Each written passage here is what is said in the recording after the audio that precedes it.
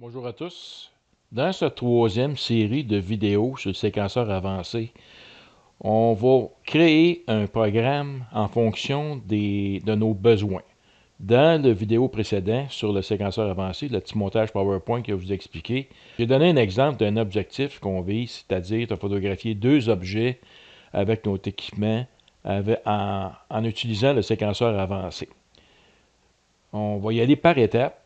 Et c'est important de comprendre toutes les étapes qu'on fait.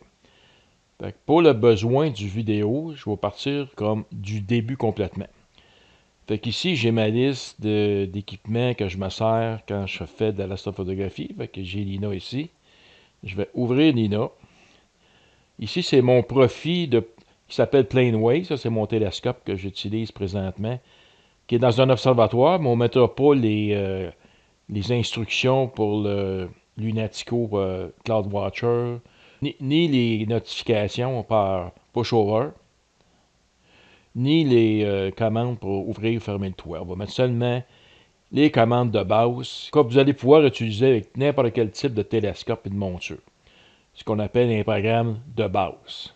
On va ouvrir Nina. Avant d'utiliser un programme, soit dans le séquenceur Legacy ou le séquenceur avancé, il faut vous assurer que tous vos accessoires, comme la caméra, roue à filtre, focuseur si vous en avez un, rotateur, ici j'ai des switches de Pegasus, si vous avez un observatoire ou vous avez un détecteur de nuages, tous ces accessoires-là, il faut vous assurer que ça fonctionne parfaitement et que vous avez fait votre configuration de votre focuseur pour qu'il fasse l'autofocus.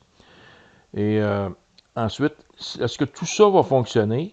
Il faut vous assurer aussi que vous avez installé les logiciels de planétarium, les logiciels pour aller chercher l'astrométrie, ASTAP, puis moi j'utilise PlateSolve 3. Il faut vous assurer que tout ça est installé quand vous allez faire exemple, un centrage de cible. Bien, vous pouvez le tester, ça j'en parle dans les autres vidéos. Vous pouvez le tester, puis il faut vous assurer que ça fonctionne. Fait que si tout ça fonctionne, là, après ça, vous allez pouvoir utiliser les programmes dans Nina, les séquenceurs avancés ou le Legacy. Ceci dit, maintenant, on va regarder ici, moi, dans les plugins, j'ai seulement regardé ici le plugin. Ça, je vais changer de fenêtre. Ici, il y a possibilité de changer pour pouvoir mieux voir. J'ai Hocus Focus. Celui-là, il est essentiel si vous faites l'autofocus. Fait que vous allez chercher dans les plugins, vous l'installez. Puis vous allez avoir la possibilité d'installer d'autres plugins. Éventuellement, si vous voulez ajouter d'autres instructions, vous avez un paquet de plugins ici. Quand vous cliquez dessus, mais ça vous dit qu'est-ce que ça fait. On va construire notre programme de base. Éventuellement, dans d'autres vidéos qui vont suivre, on va rajouter des nouvelles fonctions. Et là, à ce moment-là, on va aller choisir des plugins en conséquence. Maintenant, on va regarder comment créer notre programme. Dans la vidéo précédente, j'ai expliqué dans l'ensemble, c'est quoi les objectifs qu'on vise. Puis maintenant, on va créer le programme en conséquence. Fait qu'ici, on va commencer par préparer nos deux cibles. On avait dit qu'on voulait photographier NGC 4565 jusqu'à 1h du matin, puis avec des fils à l'RGB. Puis à partir de 1h du matin, je vais faire M82 avec le filtre H-alpha seulement, jusqu'à la fin du crépuscule astronomique. Fait que la première chose, on va aller chercher les cibles, puis on va les mettre dans l'onglet Target du séquenceur avancé. Bon, au départ, on va aller cliquer séquenceur ici, l'onglet séquenceur, puis je vais aller cliquer Advanced Sequencer, ici c'est le séquenceur avancé. Et ici, vous avez trois onglets, les instructions, les templates ou les modèles, et à la fin, vous avez les targets. Bon, moi, ici, je vais tout vider cette case-là, puis on va mettre seulement que nos deux cibles. Fait que ce qui est dans ça, si je veux les effacer, je le prends puis je l'amène dans la petite poubelle qui est ici. Et je clique Yes. Ça, c'est un onglet où on met nos cibles, puis vous allez voir combien c'est facile, une fois qu'on va avoir fait notre programme, de simplement en glissant dans nos targets, puis toute l'information de nos cibles va apparaître. Fait que là, j'ai plus rien dans Target ici. Bon, on a deux cibles à aller chercher.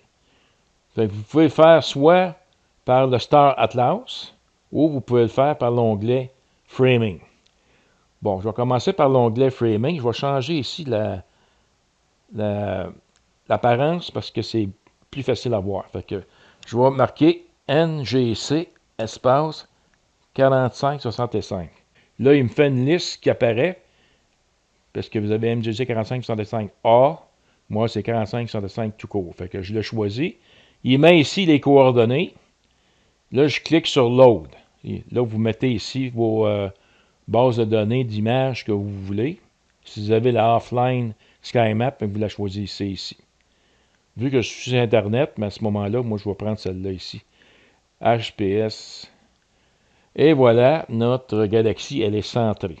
Là, maintenant, vous configurez votre fenêtre ici. Si vous voulez tourner, si vous avez un rotateur et vous voulez tourner votre caméra, bien, vous la mettez dans le sens que vous voulez. Et à ce moment-là, on va l'amener après ça dans l'onglet Target de notre séquenceur avancé. Bon. Dans mon cas, je vais le laisser à 0 ici, d'angle de position. Là, maintenant, ici, je vais cliquer sur Add Target to Sequence. C'est le petit bouton ici. En cliquant sur ça, j'ai deux instructions qui apparaissent. Fait le premier, c'est Deep Sky Object Instruction Set. C'est celui-là que vous cliquez. Fait que si vous cliquez dessus, là, vous marque que ça a été envoyé. Là, si vous allez avoir dans l'onglet Séquence, vous voyez ici Caldwell 38, c'est le même objet que NGC 4565. Qui est rendu dans l'onglet Target. On va faire le deuxième qui est M82. Je vais encore dans Framing. Cette fois-ci, je vais marquer M espace 82. Fait que là, ici, j'ai marqué M82. Les coordonnées sont affichées. Je clique sur Load Image.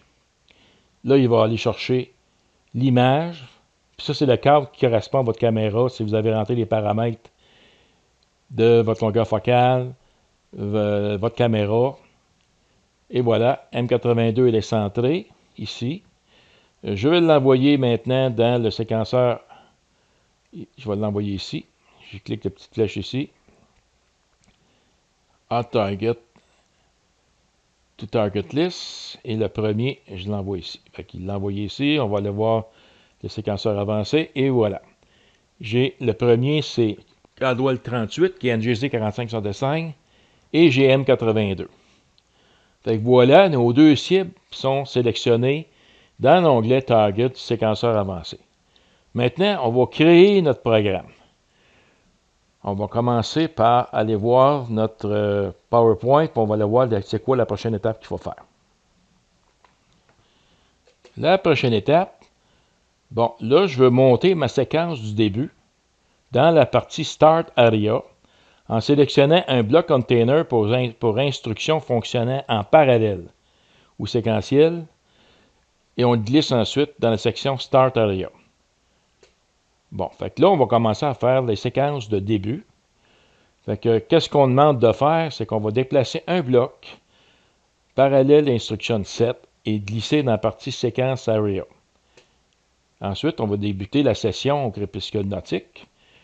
C'est ça qu'on voulait dans notre programme, dans nos objectifs. On va aller chercher l'instruction Wait for Time, puis on va sélectionner Nautical Dusk. Voici comment on procède. Alors, je suis de retour dans Nina. Je vais me remettre avec mon écran sur cette couleur-là. Bon, ici, j'ai trois onglets. J'ai l'onglet ici, Templates, qu'on a vu qu'il y avait des templates de base qui viennent avec Nina. Bon, on ne s'en servira pas de ça. On va y aller tout de suite dans les instructions. Bon, on a dit au début qu'il faut aller chercher un bloc avec des instructions en parallèle. C'est ce qu'on a ici. Voyez-vous le petit bloc ici, puis avec un petit point avec une espèce de petit triangle avec trois petits points. Ça, c'est des instructions en parallèle. Fait qu'on le prend, puis on l'amène dans la section ici, le Start Area. Fait que je le laisse. Voilà. Fait que là, lui, ce qu'il vient de nous faire, c'est qu'il vient de nous faire un onglet avec rien dedans. Et vous avez ici une case que c'est marqué Instruction. Bon, puis là, si vous lisez, c'est marqué toutes les instructions dans cette instruction de 7, là, si on peut dire, le petit boîte, là, le container en anglais, ça va être exécuté en parallèle. Ça veut dire que toutes les instructions vont se faire en même temps. Vous avez rien qu'à lire ici. Vous cliquez sur le petit plus ici. Bon, là, il vous dit que vous pouvez aller chercher des instructions. Fait que c'est un peu comme si vous allez ici dans caméra, vous allez avoir toute l'information sur la caméra. Vous allez avoir les informations sur connecter. C'est la même chose si vous cliquez le petit plus ici, là. Si vous cliquez dessus, puis vous cliquez des instructions, c'est la même chose que si vous alliez ici et vous faisiez défiler toutes les instructions ici. Fait que vous avez deux manières d'aller choisir des instructions. Fait que nous autres, qu'est-ce qu'il faut choisir en premier? C'est qu'on veut commencer au Nautical Dusk. Fait qu'il y a une instruction qui s'appelle Wait. Ça, c'est dans... Si vous faites le tour des instructions ici, là, on va aller voir vers la fin, dans Utility, si je ne me trompe pas. Wait for time ici. Fait que je le prends, lui, puis je le glisse dans l'instruction ici. Wait for time ici, vous avez une instruction, vous avez la source ici. Si vous cliquez le petit triangle, time ici, vous cliquez, vous avez d'autres possibilités que vous pouvez mettre comme attendre jusqu'au temps, là, si on peut dire en français. Vous avez sunset, coucher du soleil. Vous avez crépuscule civil, crépuscule nautique, crépuscule astronomique. Puis l'astronomical dawn, c'est la fin de la nuit, ça, c'est la fin du crépuscule astronomique, le matin. Vous avez le nautical dawn, ça c'est l'aurore. Vous avez l'aurore civile, vous avez le lever du soleil, puis vous avez le méridien. Fait que c'est toutes des possibilités que vous pouvez mettre dans votre instruction Wait for Time. Dans notre cas, on a dit qu'on veut attendre Nautical Dusk, l'aurore astronomique. Fait que je choisis celle-là. Vous voyez ici, il y a sélectionné Nautical Dusk, puis il vous marque à quelle heure que c'est. Selon la date et l'heure que vous êtes au moment où vous allez faire votre séance de photographie. Fait qu'il va marquer ici l'heure, 20h04. Et ici, vous pouvez mettre un offset. Ça, c'est un peu comme si vous mettez un temps en avance. Fait que si vous dites c'est 20h04, puis vous dites, mais moi, je vais le commencer à 15 minutes avant, bien, vous pouvez ajouter un offset ici, soit à moins 15, mettons. Si on marque moins 15, là, j'ai 20h04, je marque moins 15 minutes. Qu'est-ce que ça va faire? Si vous voulez savoir à quoi servent les autres instructions qui suivent, vous mettez votre curseur dessus. Vous attendez quelques secondes. Et là, vous allez avoir un petit menu qui ouvre. Ici, c'est marqué un offset en minutes. Si vous mettez moins 5, ça va arriver 5 minutes avant. Ou si vous mettez plus 5, ça va arriver 5 minutes plus tard. Ici, c'est le temps qui vous reste. Lorsque vous allez activer votre, votre programme, ici va être fini. Vous cliquez sur la petite flèche ici en bas à droite. Ça va indiquer le temps qui vous reste dans la journée qui vient pour la première instruction ici. Fait que ça va être indiqué ici. Fait que on a déjà notre première instruction de faite. La prochaine instruction, c'est connecter tous les accessoires. Fait qu'on veut que ça connecte l'autoguideur, focuseur, monture. Fait qu'il faut aller chercher l'instruction Connect All Equipment. Fait que je recherche l'instruction All Connect ici. Fait que Connect All Equipment, c'est dans la petite boîte ici, Connect. Ça, si vous ne la voyez pas, vous cliquez sur la petite flèche ici. Et si je laisse mon curseur dessus, c'est marqué Connect All Devices qui ont été sauvés dans le profile. Ça connecte tous les équipements qu'on a dans notre profil. Comme on a vu au début, on a été voir, on a mis notre profil PlaneWave. Puis moi, ce qui était sauvé comme instrument et accessoire, c'était dans la partie ici, équipement. Et tout ça ici, c'est mes équipements à moi. Fait que ça, je l'ai sauvé dans un profil qu'on appelle PlaneWave.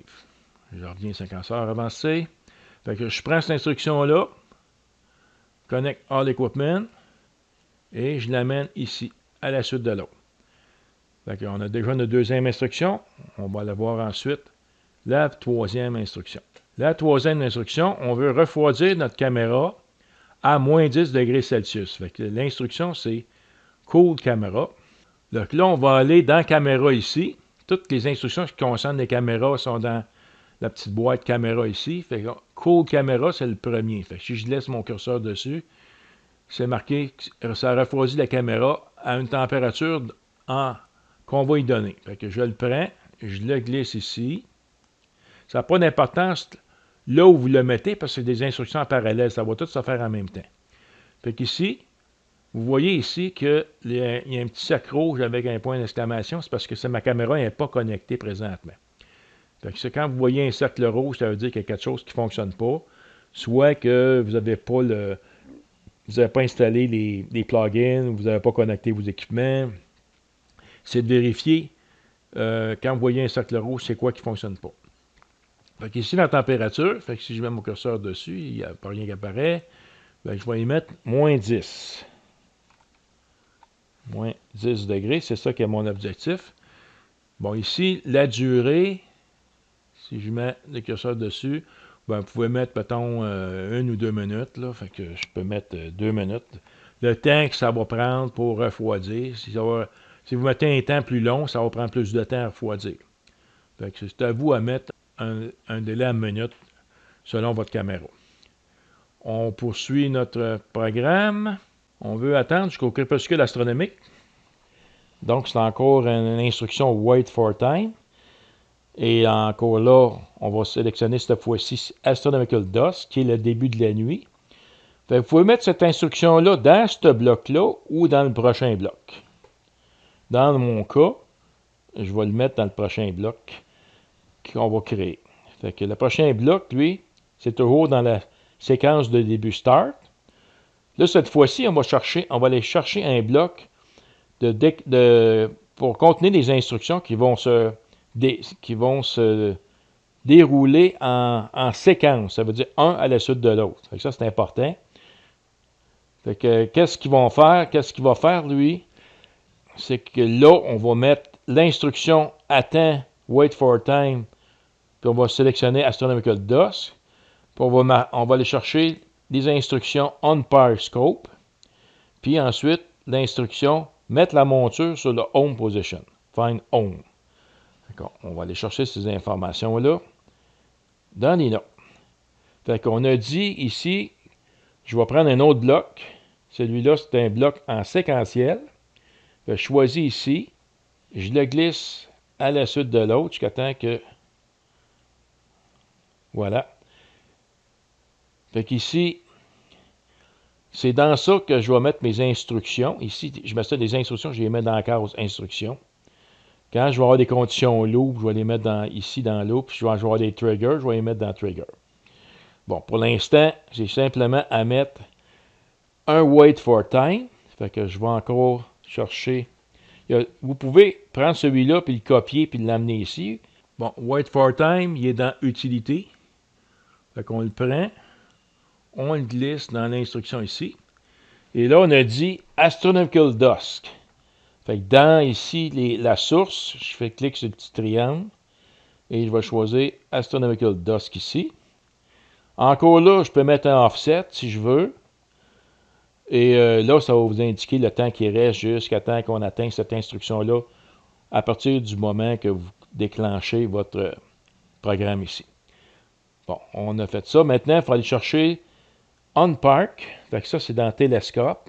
Ben, voici la boîte de Télescope. Ça comprend plusieurs fonctions intéressantes. Vous avez dans ça la fonction On Park Scope. Vous avez dans ça ici un Trigger Meridian Flip qu'on va mettre tantôt. On a la fonction Park Scope qu'on va utiliser vers la fin. Ce qui est intéressant, c'est passer toutes les fonctions un après l'autre avant de bâtir votre programme pour avoir une idée c'est quoi les instructions et qu'est-ce que vous pouvez faire avec. Fait que la première chose, c'est je prends l'onglet On Park Scope, je le mets ici. Lui, c'est important de les mettre en ordre parce que c'est des instructions ici séquentielles, c'est une après l'autre. Séquentielle instruction de 7 ici. Ici, vous avez parallèle d'instruction de 7. Ça va se faire en même temps.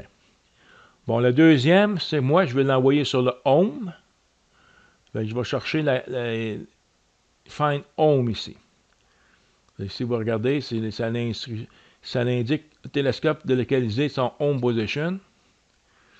Puis évidemment, il faut connecter le télescope pour faire que ça fonctionne. Fait que, on prend cette instruction-là, je la glisse en troisième ici. J'ai toujours ici le petit sac rouge parce que ce n'est pas connecté. Ensuite, c'est quoi les instructions? On va aller retourner à notre PowerPoint. Prise des images astronomiques. Bon, là, on va créer une séquence target ici. On va création des instructions pour sélectionner les cibles. Donc, dans les instructions, on va créer des instructions aussi pour déplacer la monture et la centrer sur la cible. Slew and Center. Bon, maintenant, pour aller chercher des instructions qui concernent la cible, on a ici Deep Sky Instruction Set. Ça ici, il faut l'amener dans la fenêtre ici. Sequence Target Area, Add Deep Sky Object, Sequence Here. Fait que ça, je prends cette instruction-là, je l'amène ici. Fait que comme vous voyez, c'est toute l'information ici qui va concerner votre cible, votre target. Votre cible qu'on a ici. Là. Target, ces deux-là. Tantôt, on va voir que c'est bien facile de ramener les instructions dans cette phase-là. Tout ce que vous avez à faire, c'est prendre votre objet ici, le premier objet, puis vous le glissez ici. Vous voyez, vous pouvez le renommer si vous voulez. Et là, il met les coordonnées avec toute l'information sur l'objet. Si vous voulez avoir l'autre objet, vous le prenez puis vous le glissez dedans. Simplement. Fait que là, on est rendu à M82. Fait que ce qui est long, c'est de faire le programme puis le tester. Mais une fois qu'il est fait, vous l'enregistrez en format JSON, puis là, vous le testez, puis ça devrait fonctionner. Mais il faut prendre le temps de comprendre les instructions et de savoir comment monter votre programme. Fait que là, notre programme, il est fait pour les targets. Fait que j'ai mis l'information qui concerne les targets ici. Maintenant, si je vais continuer dans mon PowerPoint, on va créer des instructions ici pour déplacer la monture pour centrer la cible. Donc, l'instruction, c'est Slew and Center. Ça, on va mettre ça dans les instructions. Bon, si on retourne à notre Nina, ça commence à avancer. On a notre cible ici. Ici, si vous voulez, vous pouvez changer le nom. Fait que, par exemple, je vais marquer cible. Je sélectionne ici, puis je vais marquer cible.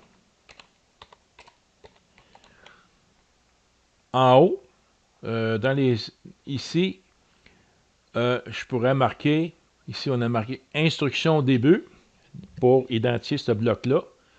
Si je le ferme. Une chose que vous pouvez faire aussi dans Nina, c'est que vous pouvez mettre des boîtes dans d'autres boîtes. Fait qu'ici, j'ai une boîte d'instructions en parallèle. Ici, j'ai une boîte d'instructions en séquentiel. Fait qu'en principe, lui, il va exécuter cette boîte-là en premier en exécutant toutes les instructions en même temps. Lorsqu'il va être terminé, il va passer à la suivante. Il va faire celle-là ici. Là, ici, vous voyez, j'ai deux boîtes différentes. Si je réduis celle-là, ben, on voit ici, séquentiel d'instructions sont là. Fait que vous pouvez soit la laisser comme ça, ou si vous voulez, vous pouvez la mettre dans l'autre boîte ici. Fait que à ce moment-là, vous la sélectionnez. Vous l'amenez aussi, vous voyez la petite flèche Insert Instruction Below. Et là, je l'ai mis dans la première boîte. Mais il va quand même exécuter des instructions en séquentiel ici parce que c'est tout ce que c'est dans la boîte. Si vous avez choisi une boîte d'instructions séquentielles, c'est un après l'autre ici. Fait que si je ferme le bloc ici, vous voyez, instruction 7 ici, ça devient comme ça. Mais là, je vais le renommer maintenant. Je vais le renommer instruction début pour bien identifier mes instructions de début. Parce qu'on va voir ici, instruction de début, lorsque je suis satisfait de ça, lorsque je l'ai testé, tout ça, ben, je pourrais également m'en faire un template ici, l'ajouter ici. Ça fait que si je le fais, je le sélectionne, je vais cliquer ici, le bouton Save the current instruction comme une template pour un usage futur. Fait que je peux le faire si je clique dessus. Vous voyez, instruction début, le nom que vous avez donné ici, cette boîte-là ici, elle est rendue un template. Maintenant, si je veux l'effacer, je le sélectionne puis je clique le petit bouton ici Remove. Il ne faut pas cliquer sur celui-là. Si je clique sur celui-là, c'est toutes les instructions du programme qui disparaissent. Fait que c'est celui-là seulement que je vais enlever. Je l'efface ici. Là, j'ai plus rien dans ma séquence ici, Area, mais j'ai un template. Fait que je peux prendre mon template de début, je peux l'amener ici, puis là, toutes mes instructions de début vont être à nouveau ici, comme c'était tantôt. C'est comme ça qu'on travaille avec Nina. Fait que là, je vais les mettre présentement en réduction. Je vais réduire cette, juste pour permettre de voir ce qui s'en vient. Fait qu'on a dit la prochaine instruction ici qu'on va mettre, c'est Slow and Center. Slow and Center, on va le retrouver dans les instructions télescope ici.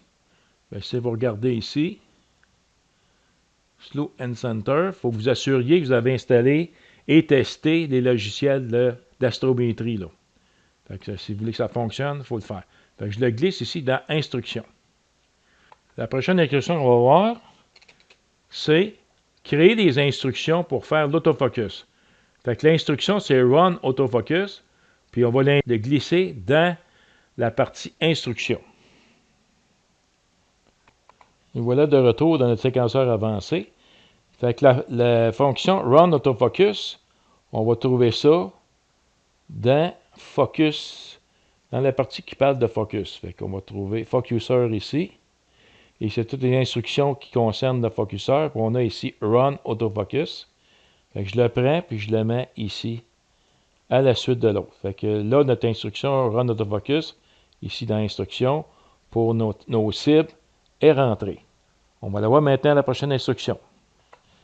La prochaine instruction, ça va concerner le guidage. Fait qu'on va chercher l'instruction pour que PHD2 puisse sélectionner automatiquement des toiles guides puis activer l'autoguidage dans PHD2. Donc, c'est la fonction Start Guiding. Alors, si on va voir ici dans les instructions, on a Gather ici. Ça, c'est toutes les instructions qui concernent le Gather. Et on a ici Start Auto Guiding. Fait que je prends cette instruction-là, je l'amène à la suite de l'autre. Fait qu'on a Start Guiding qui est dans les instructions ici pour notre target. On va aller voir encore la prochaine instruction.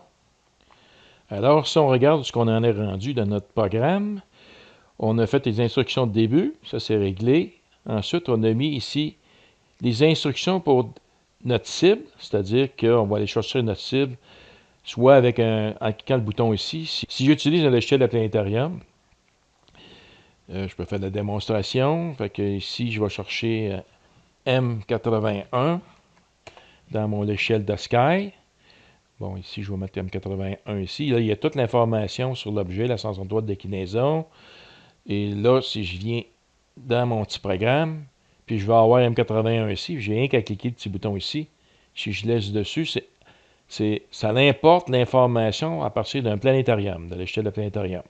Ici, si vous cliquez sur ce bouton-là, ça va envoyer l'information dans votre framing ici. Framing ici. On peut le faire. Fait que je vais importer M81 qui est ici. Il vient de le dire qu'il a réussi à l'importer. Ça, c'est importé à partir de mon logiciel, le planétarium. Et ici, je vais l'envoyer dans Send Coordinate to a Framing Wizard. Fait que je l'envoie dans le framing. Là, c'est N81 qui va apparaître ici. Là, il cherche la photo. Et lorsqu'il va l'avoir trouvé, il va afficher M81 ici. Ça, on va effacer ça. Fait que voilà, il a trouvé la photo d'M81. Puis encore là, mais je peux l'utiliser ici. Si je veux l'envoyer dans Target List, je clique ici. Et le premier. Et je vais l'avoir envoyé directement ici dans ma Target List. M81, il apparaît ici. C'est une manière de faire c'est un autre moyen d'aller chercher l'information sur nos sites. Ici, la petite lune, si vous cliquez dessus, vous allez avoir l'information sur la lune, ici, qui va apparaître lorsque vous allez être branché. Bon, ce bloc-là ici, ce que ça fait, c'est qu'on a sélectionné notre cible. Il va faire, lui, c'est qu'il va suivre des instructions une après l'autre. Il va envoyer le télescope sur la cible, il va la centrer, Slow and Center. Ensuite, il va faire une séance d'autofocus. Vous pouvez déplacer l'ordre si vous voulez. Si vous voulez qu'il fasse l'autofocus en premier, puis le Slow and Center en deuxième, c'est peut-être mieux de le faire comme ça. Parce que si jamais vous avez votre image qui est floue, ben c'est pas garanti qu'il va faire le Slow and Center comme il faut. Fait qu'idéalement, vous commencez avec un autofocus. Ensuite, il va faire le Slow and Center. Ensuite, il va faire l'autoguidage. Fait que ça concerne uniquement la section de la cible. Si je la ferme ici, c'est juste ça. Fait qu'ici, M81, ce que je peux faire, c'est que je vais le renommer, vu que je vais l'appeler cible. Ici. Et si je veux l'amener ici dans l'onglet Instructions, je clique le premier bouton. Je vais juste changer ici pour voir. On voit un petit peu mieux dans l'autre. Celui-là. Si je le clique dessus, il vient d'apparaître ici, cible. Fait que ça nous fait un autre template. Fait que ce template-là, c'est tout ce qu'on a ici. Fait que c'est idéal de faire comme des boîtes spécifiques, comme j'ai fait la boîte avec toutes les instructions du début. Et ça, je peux l'utiliser pour faire d'autres programmes. Parce que si c'est toujours les mêmes instructions, je n'ai pas à recommencer à chaque fois tout ce que je viens de faire depuis le début du vidéo. Une fois que c'est fait, vous en faites un template, puis vous pouvez simplement glisser, puis il va y avoir toutes les instructions dedans, et ça ne vous empêche pas d'en ajouter plus tard. Bon, maintenant, on va regarder comment ajouter des instructions pour faire nos séances de photos. Je vais commencer ici par m'ouvrir une nouvelle boîte avec des instructions en séquence. Que je prends ici cette boîte-là et je la mets juste.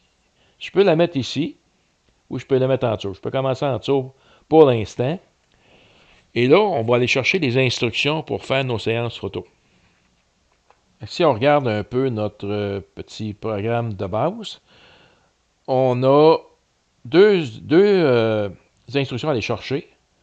On a les instructions Smart Exposure, puis on va aller chercher une autre instruction pour faire ce qu'on appelle une boucle, qui va faire chacune des instructions qu'on va faire au niveau de la prise d'image, qu'on appelle Loop Condition. Donc on va aller chercher ça dans les instructions de Lina, séquenceur avancé. Alors, si je regarde ici dans la fenêtre caméra, dans les instructions, j'ai plusieurs possibilités d'aller chercher des instructions. J'en ai une ici qui s'appelle Loop Exposure. Vous pourriez aller chercher Take Exposure, Take Many Exposure, mais selon ce que j'ai vu sur Internet, Smart Exposure, il fait quasiment tout. Fait qu'on va le chercher, on va le glisser dans notre fenêtre ici, Instructions. Fait qu'on va réduire la fenêtre en haut pour l'instant, puis là, on va travailler sur celle-là. Fait que ça fait, la fenêtre Exposure. Bien, ici, c'est le nombre d'images que vous pouvez prendre. Si vous mettez 10 ici, vous allez faire 10 images. Le temps d'exposition, vous allez le mettre ici. Vous avez fait des 600 secondes, mettez 600. Ici, c'est soit des dark, des flat ou des bias. Mais normalement, on fait des light. Le binning, moi, je travaille en binning 2. Le gain puis l'offset qui est en grisé, ça, c'est déterminé par votre caméra dans le ASCOM Driver ou dans les instructions ici. Vous avez, quand vous avez connecté votre caméra, vous allez voir ici gain puis offset. Vous pouvez le changer là si vous voulez. Mais dans notre cas, il est en grisé. On ne peut pas le changer ici. Le filtre, ben, vous avez le choix de choisir vos filtres. Fait que, supposons que je choisis ici luminance. Puis dithering, ben, si vous voulez faire du dithering à toutes les 5 images ou 10, si vous autres avez décidé, ou vous n'en faites pas du tout. Si vous n'en faites pas, vous mettez 0. Et si vous voulez en faire 5, après 5 images, il va faire du dithering. Ça va. Ça, c'est comme une instruction en boucle ici. Fait que quand il va arriver ici de votre cible, puis une fois qu'il va avoir centré votre cible, il va commencer à faire la séquence ici. Mais il y a une meilleure manière d'utiliser cette fonction-là qu'on appelle une condition loop condition ici. Fait que si je vais voir dans les instructions, j'ai ici une boîte pour les conditions loop qu'on voit ici. Fait que vous avez beaucoup de possibilités que vous pouvez faire ici. Vous avez loop for iteration, vous avez loop for time span, vous avez loop jusqu'à une altitude below, loop until mode altitude et tout ça. Bon, moi, ce que je vais faire ici, je vais prendre celui-là ici, loop until time. Fait que je le prends ici et je le glisse dans le loop ici. Vous ne pouvez pas le mettre ailleurs, comme vous pouvez voir. Là. Le seul endroit où vous pouvez mettre une condition loop, c'est dans le loop condition ici. Je vais vous le lâcher. Qu'est-ce que ça fait le loop until time? Ça ressemble un peu aux conditions ici, wait for time. Vous avez une petite boîte ici et vous avez plusieurs possibilités. Vous pouvez ouvrir la petite boîte, mettez un temps. Fait que, mettons, si je décide, moi, comme exemple, ma première cible, c'était un GC45-65, puis je voulais jusqu'à 1h du matin. Fait que je pourrais ici marquer 1h. Bon. Puis je peux mettre des minutes, des secondes. Et ou je peux aussi choisir de le faire jusqu'à nautical down ou astronomical down. Astronomical down, c'est la fin de la nuit. On avait une condition pour M82 pour ça. Fait que ce qu'on va faire ici, je vais laisser ici wait for time, puis je vais mettre 1 heure ici si je veux mettre ma cible tantôt de M81. Mais pour l'instant, ça n'a pas d'importance. Pour l'instant, on construit le programme qui va nous permettre de faire des séquences photos par cible. Vous pouvez, si vous voulez, rajouter une deuxième condition loop. Par exemple, je vais rajouter ici loop until altitude below. Fait que si je la prends, je l'amène ici. Ça n'a pas d'importance l'ordre. Ce qui est important, c'est ici altitude inférieure à, par exemple, si je mets 40 degrés, ça veut dire que et la première condition qui va arriver, c'est celle-là qui ne va pas tenir compte, qui va passer à l'instruction suivante. Autrement dit, si durant ma session de prise d'image, mon objet atteint une altitude de 40 degrés, c'est avant l'heure que j'ai mis ici, ben, ce qu'il va faire, c'est qu'il va passer aux prochaines séries d'instructions qui va suivre. Vous pouvez faire ça. Ici, vous pouvez aller choisir Astronomical Down ou Nautical Down, c'est vous qui choisissez. Si vous mettez une condition comme ça, bon, ben, c'est encore là. La première des conditions qu'il va voir, lui, c'est là qu'on passe aux instructions suivantes. Bon, ben, dans notre cas, moi, j'avais dit qu'on le premier objet, je vais y mettre un time, puis j'avais dit que je mettrais 1 heure ici. Ça, vous allez pouvoir le changer dans votre programme à tout temps. Bon, sauf que si vous faites une condition loop, ça veut dire qu'il va faire la boucle comme ça ici. Fait que là, si j'ai mis 10 images ici, ben, il va faire 10 images, il va revenir, il va faire 10 images, il va revenir. Fait qu'idéal, on va faire une image ici. Fait qu'à chaque fois qu'il va faire sa loupe, il va faire la première instruction ici. Après ça, si j'ajoute des instructions, il va faire la deuxième, la troisième, la quatrième. Bon, là, moi, je vais monter mon programme pour faire des images avec mon équipement en RGB et aussi en HALPHA. J'ai 5 filtres dans ma roue à filtre. Fait ici, j'ai une instruction, puis j'ai mis ici le filtre luminance. Mais là, ça me prendrait les autres aussi. Fait que ce que je peux faire, je vois les 3 petits points ici.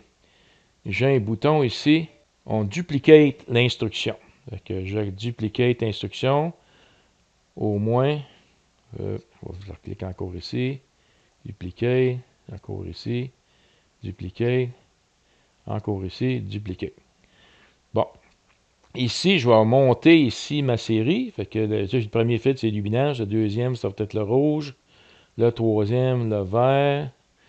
Quatrième, c'est le bleu. Et le dernier, c'est le H-alpha 3 nanomètres que j'ai ici. Et là, je monte ici ma séquence en conséquence. Fait que ici, j'avais marqué 600 secondes en lumière light, type light, en bénigne 2 par 2, qui offset, on ne peut pas y toucher, et j'ai considéré mon filtre. Et là, par contre, je ne mettrai pas de dithering. Je vais mettre 0. Je n'en ferai pas de dithering. Je vais mettre 0 partout. Ou vous pouvez décider, ben regarde, si je fais du RGB, mais à la fin du... mettons, une fois que j'ai fait ma série RGB, ben je peux mettre un dithering au dernier. Là. Fait que si vous décidez d'en mettre, vous la mettez. Sinon, mettez 0. Fait qu'ici, je vais mettre 0. Fait que là, je ne fais pas de dithering dans mon cas. Maintenant, ici, si je décide d'un soir, bon, je fais seulement que les luminances. Je ne veux pas faire les autres. Bon, dans les 3 petits points ici, quand vous ouvrez ça, vous avez des fameuses icônes. Là. Le nombre de tentatives qu'ils veulent faire. T'sais.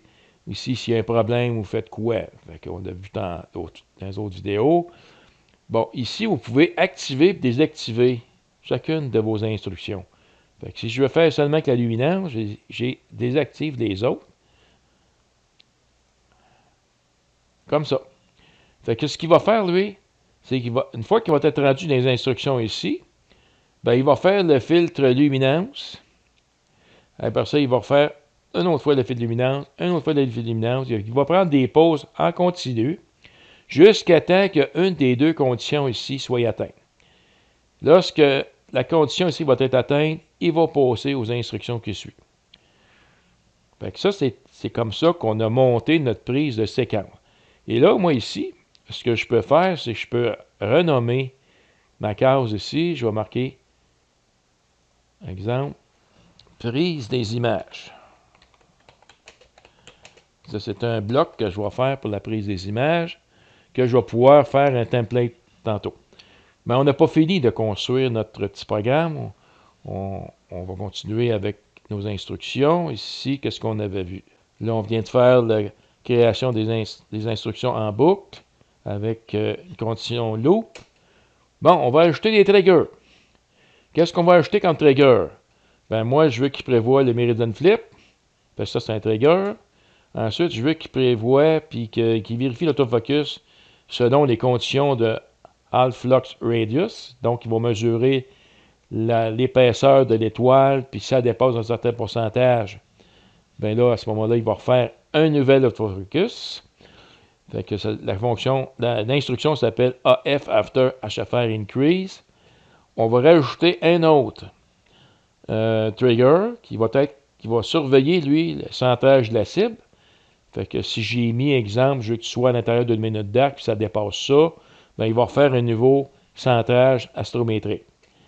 Et je vais mettre un autre trigger qui va me permettre de restaurer le guidage si j'ai une perte de mon étoile de guide à cause de passage de nuages. Donc, j'ai 4 triggers à aller chercher. Allons chercher ça. Bon, le premier trigger qu'on avait dit qu'on cherchait, c'était le Meridian Flip. Vous voyez, les triggers, c'est le petit éclair qu'on voit ici. Fait que les triggers s'installent dans la partie trigger ici. Vous voyez, c'est marqué Add Trigger à droite. Si j'essaie de les mettre ailleurs, ça ne marche pas. C'est comme les conditions loop. Les conditions loop, c'est seulement dans la case Loop Condition. Ici, Trigger, je l'ajoute là. L'ordre n'a pas d'importance parce que un trigger, c'est comme des instructions qui surveillent en arrière-plan. Durant qu'elle va s'exécuter votre prise d'image, mais lui, il va faire comme ça ici. Une boucle dans cette partie-là. Il va faire des images, ça, il va vérifier le Meridian Flip, c'est beau. Après ça, il va vérifier l'autofocus et tout ça. Puis il va continuer. Il fait comme il fait une boucle à l'intérieur de la boîte et c'est pour ça qu'on a appelé ici notre boîte prise des images. Bon, le deuxième trigger, ça concerne le focus. Fait qu'on va le voir dans la partie des instructions du focuseur. On va dérouler ça. Focuseur ici. On avait dit autofocus after HFR increase. Fait que je prends cette instruction-là, je la mets ici dans les triggers. Bon, ici, on voit, il y a des conditions. Fait que si on met le curseur dessus, là, il n'y a pas d'instruction qui va dire. Normalement, par défaut, il dit, après 10 images, ici, j'ai mis un montant de 5%. Fait que si le HFR, ça, il va vous l'indiquer ici, là, où ce qui est rendu. Là. Quand vous allez exécuter votre programme ici, vous allez pouvoir voir ici HFR Trend, donc il y a les tendances HFR. Fait que vous allez voir ce que votre tolérance, elle est. Fait que c'est 0%, c'est ici. Puis le 5%, c'est votre tolérance qui va être ici. Fait que si le HFR qui a déterminé au départ, il était, mettons, un chiffre de même, mettons, c'était à 1.8 arcs secondes. Puis là, c'est rendu 2 ou 3. Hein, c'est trop. Fait qu'automatiquement, le trigger va faire un autofocus. Ensuite, on a dit qu'on voulait avoir un trigger pour vérifier le centrage, si l'objet est au centré. Cette instruction-là se trouve dans la partie télescope ici. Fait qu'on voit ici Center After Drift. Je le prends et je l'amène ici dans mes triggers. Bon, ici, c'est un peu aussi, vous avez des conditions à respecter. Center After Drift. Fait que vous mettez le nombre d'images ici. C'est-à-dire qu'ici, il a mis maximum à arc minute. Fait que ici, mettons, moi, je mets 1 minute d'arc. Je ne veux pas qu'il dépasse 1 minute d'arc. Après, le nombre d'images, moi, je prends des 10 minutes. Mettons que je prends 2 images. Fait qu'à toutes les 2 images, il va vérifier si l'objet est toujours à l'intérieur de mon 1 minute d'arc de tolérance. Puis, vous allez le voir ici. Première photo, deuxième photo, puis il va vous indiquer si vous avez mis 1 minute ici, si c'est rendu 2 minutes ici, il va faire automatiquement un nouveau centrage de la cible. Prochain trigger, on avait dit Restore Guiding, fait qu'on va aller dans le guidage. Ici, on a Restore Guiding ici. On voit que c'est un trigger avec la petite éclair. On l'amène ici. Et voilà. Fait que là, on a nos 4 triggers qui vont surveiller durant la prise des pauses ici l'exécution des instructions pour s'assurer que rendu au méridien, automatiquement, c'est le trigger Meridian Flick qui va faire. Qu'est-ce qu'il va faire? Lui, c'est qu'il va suspendre la prise d'image. Il va attendre que l'objet soit passé de l'autre côté du méridien. Là, vous allez voir, là, si vous avez un logiciel de planétarium qui est branché sur votre télescope, vous allez voir votre mire qui va se déplacer au nord du pôle. Il va revenir sur votre cible du côté ouest du méridien. Il va refaire un autofocus. Il va refaire un centrage précis de la cible. Il va partir l'autoguidage en sélectionnant automatiquement l'étoile de guide. Et après ça, il va suivre le restant de la séquence. C'est merveilleux pour ça. Fait que tout ça, ce bloc-là ici, ça concerne la prise des images. Et si je ferme la prise ici, là ici, j'ai les cibles qui sont ici.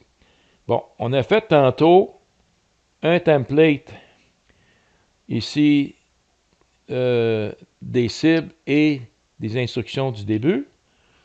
Bon, ben, je vais faire un autre template ici, en cliquant un petit bouton ici, pour la prise des images. Fait que ça, ici, on voit que c'est des instructions qui sont en séquentiel. Fait que c'est tout ce qui est contenu dans ma boîte ici. Fait que si jamais vous voulez rebâtir d'autres programmes, vous n'avez pas tout à refaire. Tout ce que vous avez à faire, c'est simplement glisser dans la partie suite à votre cible, cette partie-là, puis c'est comme ça qu'on va procéder.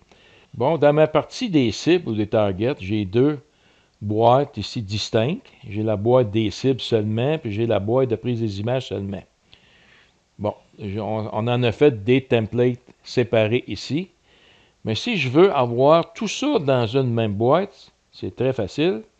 Je prends la boîte ici, prise des images, et je l'amène simplement dans la partie ici, à la suite de l'autre. Et là, lorsque je vais fermer ma cible ici, tout va apparaître dans la même, ici, dans la même boîte. Fait que ça, je peux décider encore là, de prendre toute cette boîte-là et de la renommer et d'en faire un template. C'est ça que je vais faire, c'est que je vais l'appeler cible et prise d'image. Je sélectionne ici cible et prise des images, juste pour différencier les noms. Et maintenant, je vais en faire un template. Ça fait que je clique ici sur le petit bouton Save to Current Instruction pour en faire un template. Fait que je clique ça. Cible et prise des images ici. Fait que si je l'efface,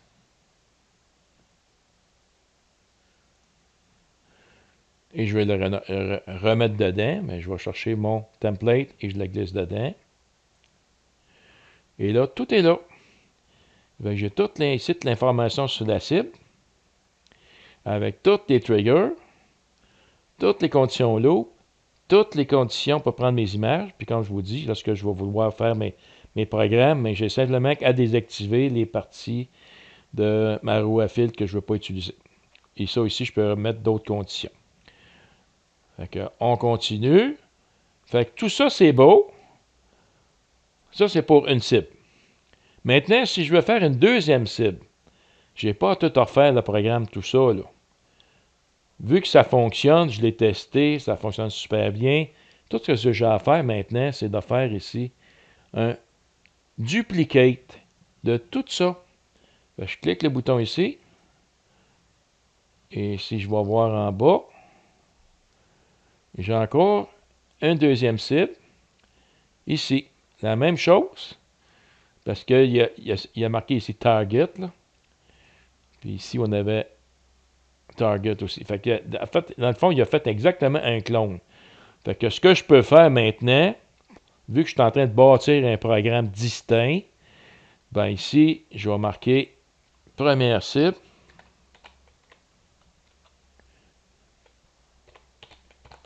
Mais pas d'accent. Et la deuxième cible.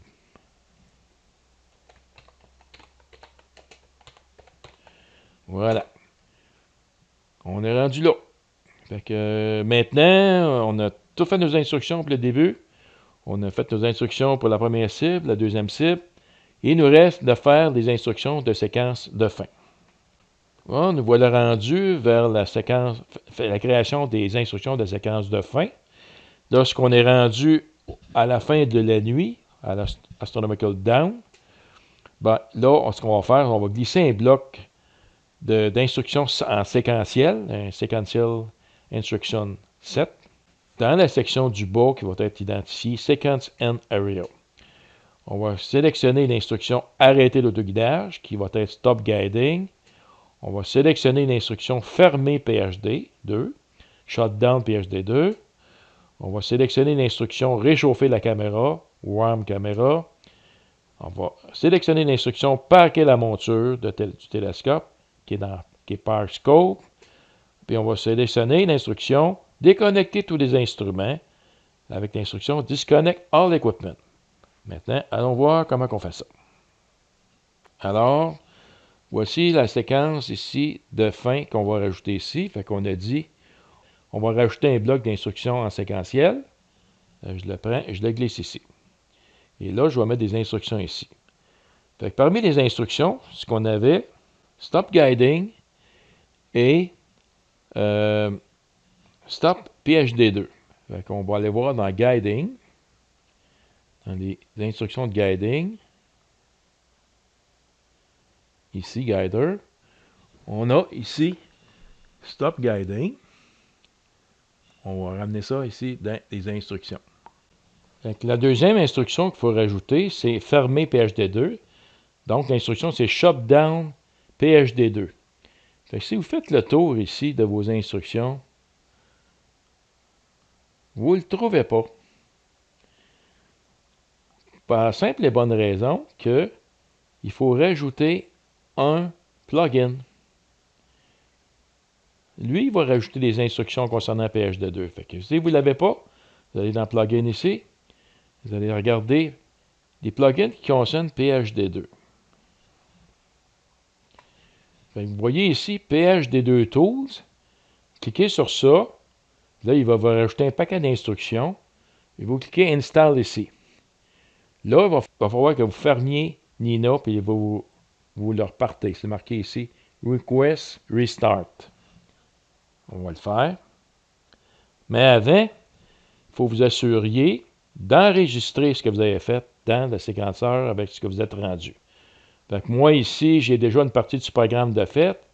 Je vais aller cliquer ici, vu que je n'ai pas donné de nom encore à mon programme, dans le petit Save Complete Sequence comme un New JSON file. Je clique sur ça. Je vais dans séquenceur avancé. Si vous n'avez pas de dossier de créer, vous en créez un dossier, vous l'appelez séquenceur avancé. Puis je vais marquer ici. Là, il y a Advanced Sequence qui marque par défaut, parce que ça, c'est le nom qui apparaît ici, en haut. Mais lorsque vous allez donner un nom, c'est le nom que vous allez donner qui apparaît ici. Ben, je vais quand même garder le nom qu'il a donné, parce qu'on n'a pas fini notre séquence. Mais il faut s'assurer d'enregistrer, parce que si je fais un restart puis je n'ai pas rien enregistré, je vais tout perdre. Fait que j'enregistre Advanced Sequencer, save ici. Je clique maintenant ici pour faire fermer PHD2. Fait que si vous êtes connecté dans vos instruments, vous allez falloir reconnecter. Je rouvre à nouveau et je vais chercher mon profil PlaneWave. Là, il va ouvrir la Nina. Et je retourne ici dans séquenceur avancé. Remarquez que tout ce qu'on avait mis dans Templates, Nina les a gardés, même si on a fait une fermeture et une réouverture du programme. Et là, je vais aller chercher le programme que j'avais commencé à faire tantôt. Je vais ici dans le dossier. Je vais dans séquenceur avancé. Et je vais cliquer le Advanced Sequence ici avec l'extension JSON. Et là, il va me remettre là où j'étais rendu dans mon programme.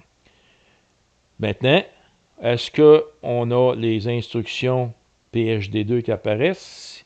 Normalement, oui. Fait que je vois ici PHD2 Tools et l'instruction Shutdown PHD2, elle est ici. Fait que si vous manquez des instructions dans le programme, allez voir les plugins, allez voir si vous les retrouvez dans certains plugins, installez les plugins, repartez Nina, et là, les nouvelles instructions devraient apparaître ici. Fait que là, je vais prendre Shutdown PHD2 et je vais l'ajouter en deuxième. C'est important ici la séquence. Là. Fait qu'ici, l'ordre, là, c'est bien important de voir. Si vous êtes trompé, vous pouvez soit déplacer avec la flèche comme ça, ou soit y aller avec les 3 petits points avec ça ici. Fait que Shutdown, je l'ai mis ici. Là, si je veux l'avoir en bas, je le sélectionne ici. Et je clique la petite flèche par en bas. Maintenant, la prochaine question, c'est à Warm Camera. Fait que ça, on va le voir dans la partie caméra. Et voilà. Et Warm Camera, elle est ici. Je la ramène. Je la mets à la 3e position. Elle apparaît ici. 3 petits points. Bon, fait qu'ici. Puis là, vous pouvez mettre un temps. Fait que, mettons que je mets 2 minutes pour lui permettre de réchauffer. Ensuite, on avait Park Scope, puis Disconnect All Equipment. Fait que Park Scope, on va aller dans le télescope. Ça, c'est vers le bas. Ça, c'est les instructions par défaut. Hein? Fait que Park Scope est ici. Et je le prends et je l'ajoute à la fin. Et Disconnect All. On a ça dans les instructions. Ici, Connect. Fait qu'ici, j'ai Disconnect Equipment. Disconnect All Equipment. Fait que je vais prendre Disconnect All Current Connected Device. Et lui, je le débaisse ici. Et voilà. Bon, maintenant, il nous reste un petit trigger à ajouter. Il arrive, à un moment donné, parfois, certains problèmes au niveau des caméras ZWO, peut-être d'autres modèles aussi. C'est lorsque Nina prend la photo, puis quand vient le temps de downloader, il fait comme bloquer. Normalement, ce qu'il faut faire, c'est qu'il faut déconnecter la caméra puis la reconnecter. Fait que, ce qui est intéressant, c'est que les concepteurs de Nina ils ont prévu un trigger pour faire automatiquement, si ça arrive, la déconnexion de la caméra puis la reconnexion et continuer après ça la séquence. Fait que ce trigger-là, il s'appelle Reconnect Camera on Download Failure. Fait que lui, on va le rajouter dans le tout début du programme, dans Global Trigger, ici. Vous avez deux manières d'aller le chercher. Fait que si vous regardez ici, Global Trigger ici, vous avez un petit plus au bout. Si vous cliquez le petit plus, vous avez tous les triggers que vous pouvez installer. On revoit ici, Connect Camera on Download. Je clique ça. Fait que là, il apparaît ici. Ou, si vous préférez, supposons que je l'efface, on peut aller chercher aussi dans Connect ici. On a Reconnect Camera on Download Failure. Je le prends et je l'amène ici dans Global Trigger. C'est la même affaire que cliquer sur le petit plus ici pour aller chercher celui-là ici. Concernant le trigger Reconnect Camera on Download Failure, vous pourriez l'ajouter aussi dans vos cibles, dans les triggers ici. Ça n'empêche pas de... C'est juste une protection de plus au cas où vous auriez ce problème-là. Fait que ici, dans Trigger, moi, je vous conseille de l'ajouter. Reconnecter ici. Fait qu'on le rajoute ici. Dans la première cible, si on ne l'a pas déjà fait. Et dans la deuxième cible aussi, je vais le rajouter ici. Reconnect. Fait que là, et si vous avez fait des templates, il ne faut pas l'oublier aussi. Bon, maintenant, notre programme, si on le revise. Fait qu'on a un Global, dans Global Trigger, un trigger qui nous permet de reconnecter la caméra si j'ai un problème avec le download. On ouvre ici les instructions du début. Fait qu'on a toutes les instructions du début ici. Fait que n'importe quel temps dans votre programme, vous pouvez changer les paramètres ici. Vous pouvez changer la température. Exemple, vous êtes l'hiver, vous décidez de mettre température plus froide. Bien, vous changez ici. Puis après ça, vous sauvegardez votre programme. T'sais. Ici, c'est la même chose. Vous pouvez changer ici si vous voulez mettre un wage qu'un time, hein, vous avez simplement cliqué la petite flèche, vous pouvez marquer time ici, puis marquer une heure. Si vous voulez dire, je veux qu'il commence à 20 heures, mettons. Ben, sinon à 19 heures, marquez 19 heures ici. Mettons 0 seconde, 0 minute, 0 minute, 0 seconde. Et après ça, vous enregistrez votre programme. Votre première cible, ici. Bon, on va le faire. Ici, si vous avez décidé que c'était une cible en particulier, vous allez dans Target, vous la prenez, vous la glissez. Et c'est ce qu'on va faire. Donc, on avait dit, nous autres, dans notre programme, qu'on voulait photographier NGC 4535 le premier jusqu'à 1h du matin. Ensuite, on voulait faire M82 avec le filtre H-alpha seulement. Puis la NGC 4535, on voulait le faire avec les filtres LRGB. Fait que je prends ma cible, je la glisse dans l'onglet Target ici. Fait que ça, c'est ma cible NGC 4535. Maintenant, je vais configurer la partie qui concerne le LRGB. Fait que je ne fais pas du H-alpha. Fait que je sélectionne les trois petits points, puis je clique le bouton désactiver. Je fais du LRGB, puis on avait dit jusqu'à 1h du matin. Fait qu'ici, j'ai quand même gardé la condition altitude 40 degrés. Et ça dépend ici de l'altitude. Fait qu'altitude 40 degrés, si je regarde, je vais regarder ici la cible. Mettons que je suis rendu ici. Là, je suis à 48 degrés. Fait que donc, la première condition qu'il va faire, lui, c'est 1h du matin. Fait que, il n'aura pas atteint 40 degrés. Donc, à 1h du matin, je vais enlever ici 45, je vais marquer 0. Mettons qu'on enlève les secondes, on va marquer 0. Fait qu'à 1h du matin, lui, il va passer à la cible suivante. Bon, on va les déterminer tantôt. Fait que ça, j'ai tout configuré de cette fenêtre-là. Donc, si on revise, c'est NGC 4535 est ma cible. J'ai dit jusqu'à 1h du matin, elle est ici. J'ai configuré ici ma fenêtre de prise d'image et j'ai toutes mes conditions trigger et tout ça dans cette fenêtre-là. Maintenant, on va configurer la deuxième fenêtre, la deuxième cible Puis voyez-vous, quand j'ai mis Caldwell 38, ben, automatiquement, il m'a remplacé ma première cible par le nom de l'objet en question. Fait que lui, je le mets en bas ici. Le deuxième, ici, cible, je vais ouvrir la fenêtre. Bon, le deuxième cible, c'est M82.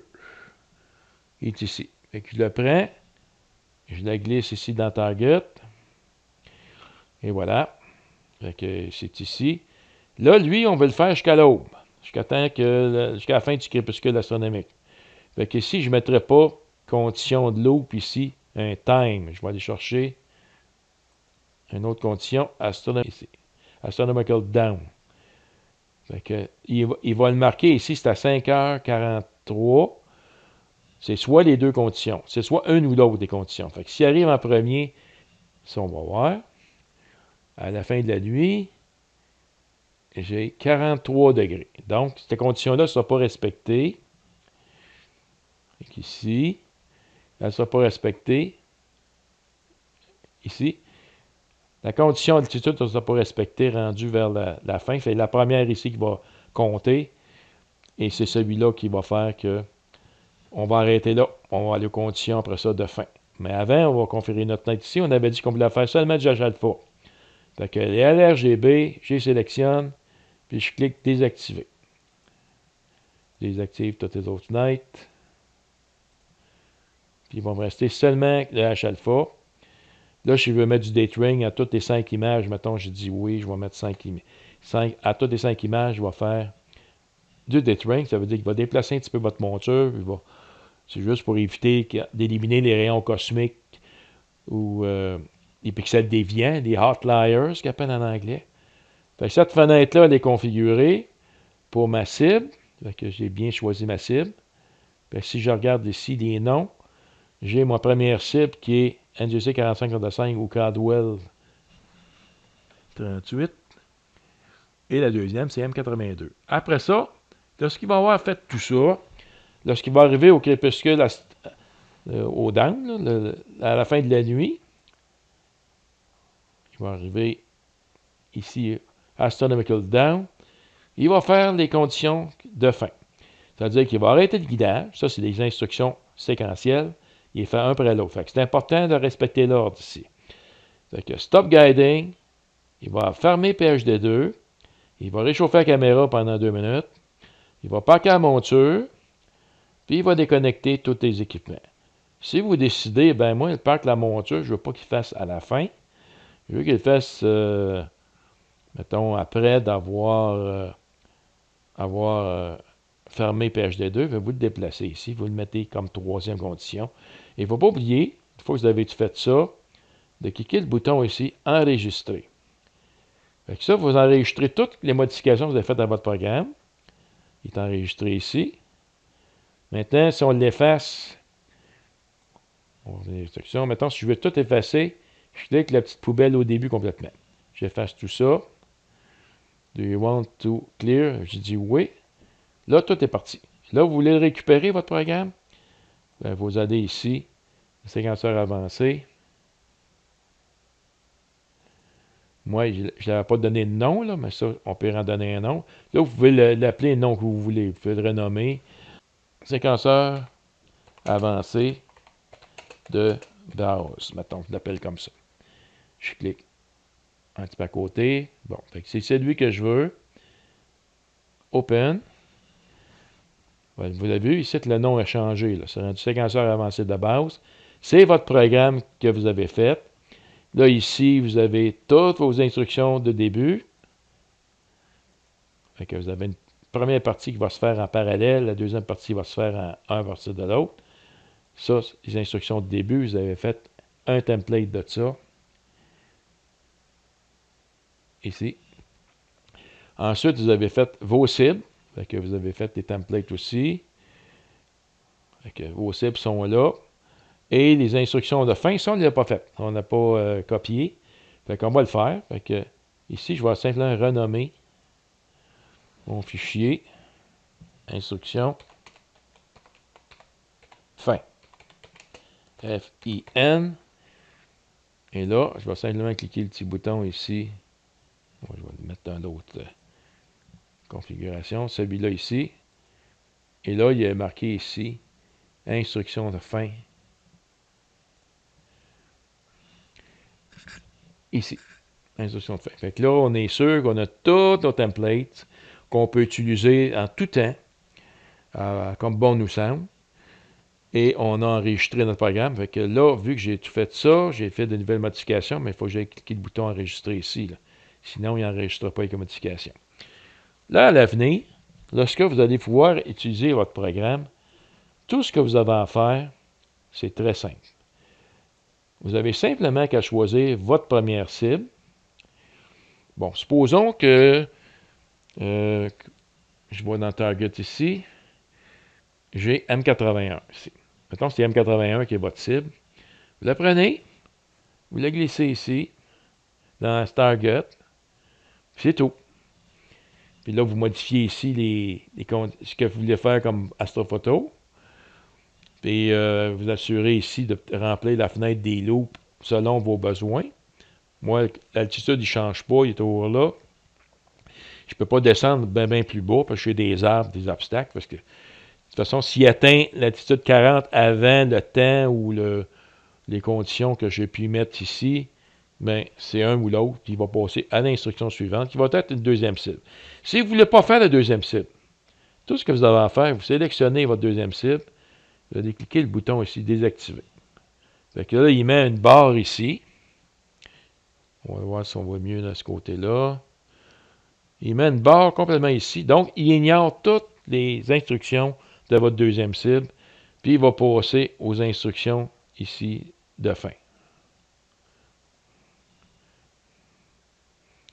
Il va passer aux instructions de fin. C'est aussi simple que ça. Le plus long, c'est de bâtir le programme. Et une fois bâti, tout ce que vous avez à faire, c'est modifier certaines parties de votre programme au niveau du loop condition et de la prise des images. Puis le restant, après ça, quand vous voulez le partir, vous cliquez le bouton ici, partir ça. Là, vous vérifiez s'il n'y a pas de sac rouge qui apparaît. De toute façon, il va vous avertir. Si j'essaie de le partir, regardez qu'est-ce qu'il marque. Il marque un paquet d'informations comme quoi, ben là, la caméra n'est pas connectée, le télescope n'est pas connecté, tout ça.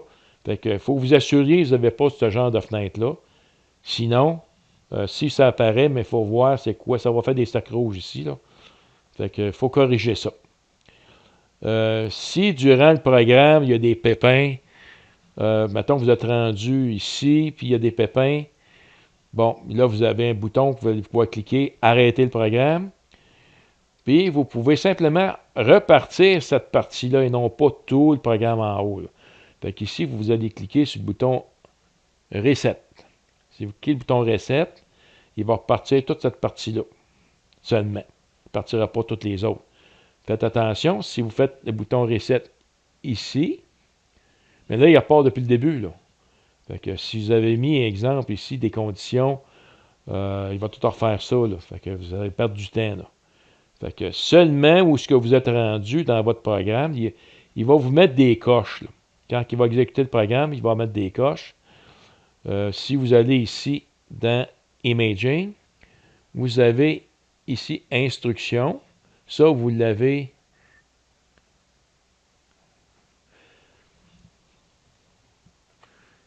L'instruction séquence se trouve ici. Supposons que vous le passez, vous allez cliquer ici pour l'afficher ou non. Fait que toutes les instructions qui apparaissent dans cette fenêtre-là, c'est des icônes en haut que vous pouvez activer, désactiver ou déplacer. Là, vous allez voir quand il va exécuter la séquence, à chacune des étapes, il va mettre une coche. Si vous ne les voyez pas comme il faut, les coches, allez changer ici votre profil.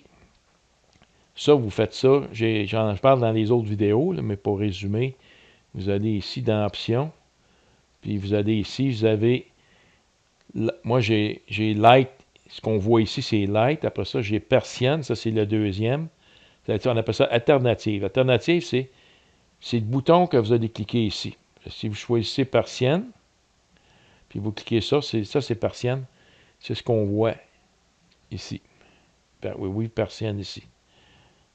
Fait que c'est bon d'avoir deux boutons pour voir l'écran parce que c'est certains endroits, on ne le voit pas. Les boutons ici. Bon, ici, ça lock les séquences. Bon, ça, souvent, qu'est-ce qui arrive, c'est qu'on peut, par mégarde, déplacer des choses dans le programme. Si on clique le bouton ici, barré, vous voyez, on n'est plus capable de rien faire. Là. Tout est protégé. Si on clique dessus à nouveau, on a accès à tout le programme. Ici, c'est Disable All Drag and Drop. Ça, c'est des erreurs qu'on peut faire en déplaçant des icônes ici. On peut arriver par mégarde à déplacer des choses ici, là, sans qu'on le veuille. Fait que, bouton ici pour ça, il bloque tout ça. Fait que, essayez pas de déplacer des fenêtres, c'est impossible. Et si vous voulez le faire, mais vous cliquez ici. Fait que c'est bon une fois que votre programme est fait, puis vous êtes prêt à l'exécuter, de simplement fermer ici. Cliquez sur le bouton ici. L'autre, ici, c'est pour venir aux fenêtres habituelles, séquenceur Legacy et sélection des CBC. Puis on a toujours le séquenceur avancé qu'on peut cliquer ici pour retrouver notre séquenceur avancé. Fait que voilà en gros comment on a monté notre programme de base. Dans les prochaines vidéos, on va ajouter de nouvelles fonctions en utilisant des plugins. On va mettre des fonctions comme exemple, si on veut que dans notre programme, recevoir des notifications sur notre téléphone cellulaire par pushover. Pushover, c'est un petit programme qu'on installe dans le téléphone cellulaire, puis on configure pour qu'il soit compatible avec Nina. On va le voir dans la prochaine vidéo. Si vous utilisez un détecteur de nuages et de pluie parce que vous avez un observatoire automatisé, on va rajouter des instructions à ce niveau-là, avec encore là des instructions avec des plugins. Et si vous avez un toit qui voulait avoir des instructions pour ouvrir et fermer le toit, on va mettre des instructions en conséquence. Fait que ce qu'on a vu là, aujourd'hui, c'est comment construire un programme de base qui va fonctionner avec tous les types de télescopes. Que ce soit en nomade, en observatoire, ça fonctionne super bien. Tout ce que vous avez à faire maintenant, c'est sélectionner votre cible, puis aller remplir ici la case de votre cible, puis vous cliquez le petit bouton ici. Vous n'avez plus à utiliser le séquenceur Legacy. Tout ce que vous avez utilisé, c'est votre programme de séquenceur avancé, puis simplement aller remplir les cases pour vos besoins. Fait qu'une fois que vous allez être à l'aise avec le séquenceur avancé, vous ne pourrez rien savoir du séquenceur Legacy. Mais moi, je vous encourage de comprendre cette section-là, de revoir au besoin tous les vidéos précédentes, parce que on est rendu dans la partie la plus puissante de Nina, c'est l'utilisation de séquenceur avancé et l'ajout d'instructions pour encore plus se perfectionner. On va regarder ça dans les prochaines vidéos. Je vous remercie de votre attention.